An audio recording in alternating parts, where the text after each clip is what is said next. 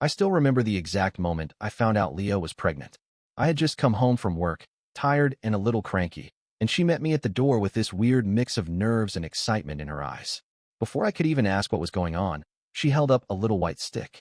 I must have stared at it for a solid 10 seconds before it clicked. "I'm pregnant," she said, her voice shaking just a little.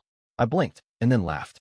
Not because it was funny, but because I didn't know what else to do with that rush of emotion that hit me all at once.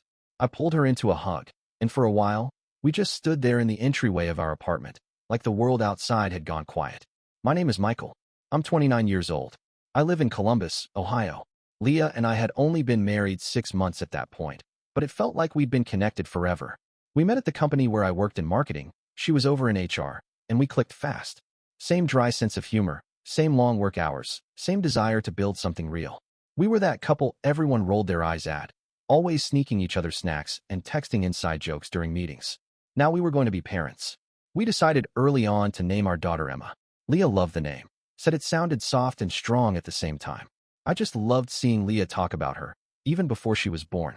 She'd sit on the couch, rubbing her stomach like she was already trying to soothe her. I started imagining what it would be like to walk Emma to school, to hold her tiny hand as we crossed the street, to read her books at night. It made everything, the job stress, the bills, the long commutes, feel worth it. We celebrated with takeout and apple cider. It wasn't fancy, but it felt perfect. Just us, dreaming together. I remember looking at Leah that night and thinking, we're really doing it. This is the beginning of everything. I felt like the luckiest man alive. The first couple years after Emma was born were a blur of diapers, sleepless nights, and coffee. Lots of coffee. We were exhausted but happy. At least, I thought we were. Leah took a longer maternity leave than planned, and when she finally returned to work, things started to shift. Slowly at first. She came home later, said she was catching up, that the office was short-staffed. I believed her. Of course I did. I was busy too. Between client deadlines and adjusting to fatherhood, I didn't question much. We split the responsibilities, daycare drop-offs, pediatrician appointments, nighttime feedings. We were a team. That's what I kept telling myself. Emma was around 3 when I noticed Leah started checking her phone more during dinner. She used to laugh when Emma smeared spaghetti sauce all over her face. Now, she just stared at her screen. "Sorry, work stuff," she'd mutter, sliding the phone back into her pocket. One night, I asked her if everything was okay. We were brushing our teeth, standing side by side at the sink. She paused, mid-brush, and said, "Yeah, just tired." And that was that. I didn't press. I figured maybe we were just settling into the reality of parenthood, the part they don't put in movies, where love gets quieter and routine takes over. What I didn't know then, couldn't have known, was that Leah was seeing someone else. A guy named David. He worked in accounting. We'd met once or twice at company events, but I barely remembered his face. That was the thing about Leah. She could keep her voice even, her story straight, even when her world was bending in another direction. The affair didn't last long, maybe a few months, but it happened. She buried it, deep and silent. Never told me, never told anyone, just tucked it away like an ugly scar under makeup. And life went on. Emma grew. She started kindergarten, lost her first tooth. We cheered at her soccer games, clapped at her spring plays. We even bought our first house in a quiet suburb with a backyard and a swing set. I thought we were stronger than ever. I truly did. And yet, without knowing it, we were already living in the shadow of something that had broken, something that would one day come crashing down. Emma's 17th birthday was supposed to be a celebration. I'd spent the whole week getting things ready, balloons, lights strung across the patio, her favorite chocolate cake from that bakery downtown. We had family over, her friends from school, even a few neighbors stopping by. It was one of those warm Ohio evenings where the air smells like cut grass and charcoal. Everything felt right. I remember standing in the kitchen, holding a card I'd written for her. It wasn't anything poetic, just honest. About how proud I was. About how I'd saved up for her college fund since she was 7. About how she was growing into this beautiful, brilliant, stubborn young woman who made me believe I must have done something right. I walked out into the backyard, ready to hand it to her. She was standing near the patio with a small group of her friends, all of them laughing in that overconfident teenage way. I was just close enough to hear her voice before anyone saw me. "He's not even my real dad," she said, loud and casual, like she was telling them her favorite color. "David is." There was a beat of silence. One of her friends kind of blinked, confused. Then someone laughed like they thought it was a joke. But Emma didn't laugh. I stopped walking. The card was still in my hand, but it felt like it weighed 100 pounds. I couldn't move. Leah was off to the side, by the fence, holding a paper plate and pretending not to hear. But her face, pale, tight around the mouth, said everything. Emma kept talking, like she had no idea I was there. I found out last year. My mom told me. I mean, I love Michael and all, but it's just weird, you know? Weird. I finally took a step back, then another. Someone called out to me. Maybe my brother-in-law, maybe no one at all, but I didn't respond. I walked back inside and sat at the kitchen table, staring at that card. It was still sealed. She never read it. She never even knew I was standing there. 17 years. Of school pickups and soccer games and bedtime stories. Of I love you, Dad, whispered through a bedroom door. And now, just like that, I was what? The guy who showed up? A placeholder? I didn't cry. I couldn't. I just sat there while the party went on outside and tried to figure out how long my family had been lying to me. I don't remember much about the drive that night, just the silence. I left the house without saying a word to anyone. The birthday banner was still fluttering in the backyard, the laughter still carrying through the windows. But to me, it sounded like static. I drove aimlessly for a while. No destination, just roads and headlights.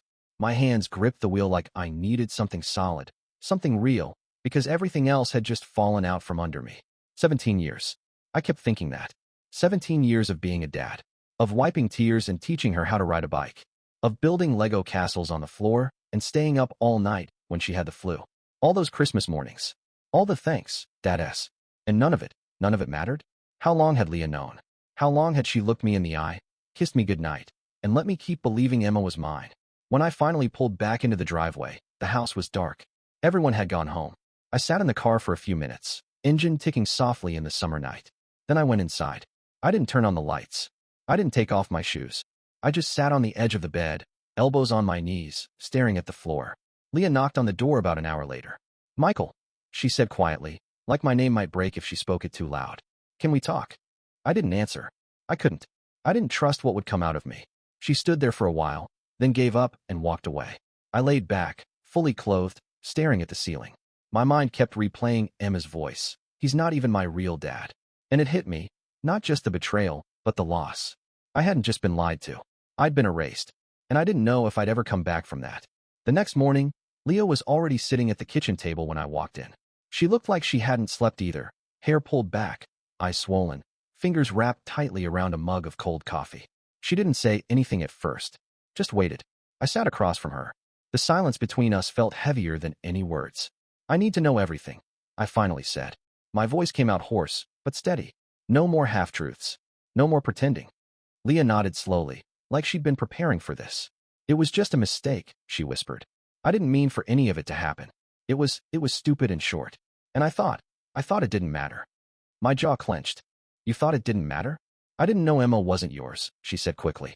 Not for sure. Not until last year. I swear, Michael. I swear to God. I stared at her. And you told her? She swallowed. I had to. She was asking questions. She was already 17. I thought she deserved to know before she went off to college. But I didn't deserve to know. Leah looked down, her voice barely audible. I was afraid you'd leave. I laughed. It was sharp, humorless. You didn't think I deserved the truth, but you gave it to her, a teenager, and let her carry it around like it was hers to drop whenever she felt like it? She didn't mean to hurt you. She looked me in the eye, I snapped, and told her friends I wasn't her real dad. Like I was some guy who just happened to raise her. Like I was nothing. Leah reached across the table, but I pulled back. The gap between us had never felt wider. I'm filing for divorce, I said. No emotion. Just fact. Like flipping a switch. She blinked, stunned. Michael, please, don't do this. I already did, I said. I've got the papers drawn up. They'll be served next week. I stood, walked over to the counter, and picked up a manila envelope. Inside was a copy of a paternity test I'd ordered 2 days ago, after the party. I dropped it on the table. It's confirmed, I said. David's the biological father. Leah pressed a hand to her mouth, tears sliding down her face. But I didn't comfort her. Not this time. I've also removed Emma from my will, I added. She's off my life insurance, the college fund, everything. She's just a kid, Leah whispered. She made a choice, I said coldly. So did you. And now, I was finally making mine. It was 2 weeks later when Emma showed up at my apartment. I hadn't seen her since the night of the party. I'd moved into a short-term rental downtown, just to get some space while the divorce paperwork moved forward. I wasn't ready for a conversation. But when I opened the door and saw her standing there, eyes puffy, jaw tight, I didn't slam it shut either. I need to talk to you, she said, her voice clipped. I stepped aside without a word. She paced for a bit before turning to me. Why did you take me off the college fund? I raised an eyebrow. That's what you want to talk about? You didn't even tell me, she said. You just cut me out like I don't matter. I exhaled slowly. You told your friends I'm not your real dad. In front of half the people I care about. Then you stood there while your mother said nothing. I didn't matter to you either, remember? That's not what I meant, she mumbled, looking down. I was just mad. And surprised. I wasn't trying to hurt you. I crossed my arms. You didn't think maybe blurting that out on your birthday, after everything I've done, might have felt like a knife in the chest? Emma's eyes welled up. I didn't know what to do with it. Mom dropped it on me last year, and I didn't even know how to process it. You had a year, I said. You could have come to me. You could have asked questions. Instead, you waited until you had an audience to make a joke out of the only man who ever showed up for you. She blinked rapidly. So you're just done with me? I didn't yell. I didn't cry. I just looked at her and said the truth. You made your decision, Emma. You chose biology over love. Now you can go ask David to pay your tuition. Her face crumpled. She opened her mouth to say something, but nothing came out. I walked to the door, opened it, and waited. She stepped out slowly, her shoulders shaking, but I didn't follow. I didn't hug her. I closed the door behind her. And for the first time in years, I felt something like peace. The letter arrived on a rainy Tuesday, tucked into a stack of junk mail like it wasn't about to blow my life apart all over again. I almost didn't open it. But when I saw the return address, Leah's lawyer, my chest tightened. She was suing me for spousal support. I stared at the letter for a long time, reading it twice just to make sure I hadn't misunderstood. Leah was claiming financial hardship, arguing that I had been the primary earner throughout our marriage, and that she had sacrificed her career for our family. Family. The same family she lied to for 17 years. The audacity was staggering. I called my attorney that afternoon. She wants support? I asked, my voice flat. After everything? He let out a short sigh. I've seen worse, he said. But this is pretty damn close. The court date came quicker than I expected. I showed up in a suit that barely fit me anymore, carrying the paternity test results and a stack of emails Leah probably thought she'd deleted. My lawyer had done his homework. He found everything. Receipts, messages, even an old calendar invite that showed Leah and David had dinner at a hotel the same week she conceived. In court, Leah sat across from me, head bowed like she was the one being wronged. She didn't look at me once. When her attorney made his argument about her role as a mother, her lost income, her dependence on me, I almost laughed. But I didn't. I waited. And then we hit them with the truth. My lawyer laid it all out. The confirmed paternity results, the timeline of the affair, the fact that Leah had known there was a possibility David was the father since the beginning. He handed the judge a folder of email exchanges between Leah and David, quiet little messages that hinted at guilt and secrecy over the years. Enough to show Leah hadn't just made a mistake. She'd built a lie and lived inside it for nearly 2 decades. Leah's face went white as the judge flipped through the papers. The ruling came swift and sharp. Spousal support denied. The judge was blunt. This court does not reward deception. Leah's lawyer looked like he wanted to disappear. Leah just sat there, hands folded tightly in her lap, like if she squeezed hard enough, she could keep the world from falling apart. But it was already gone. I walked out of that courtroom without saying a word to her. She wanted to keep taking from me, my money, my trust, my peace. But that day, I took something back. Dignity, clarity, and the right to finally start over. It was a quiet Saturday afternoon when David showed up. I didn't recognize his car at first, some silver sedan with a dealership plate still hanging off the back. I was in the garage, organizing old tools, trying to fill the silence with anything that didn't remind me of the past few months. He knocked twice, lightly, like he already regretted being there. I opened the door and just stared at him.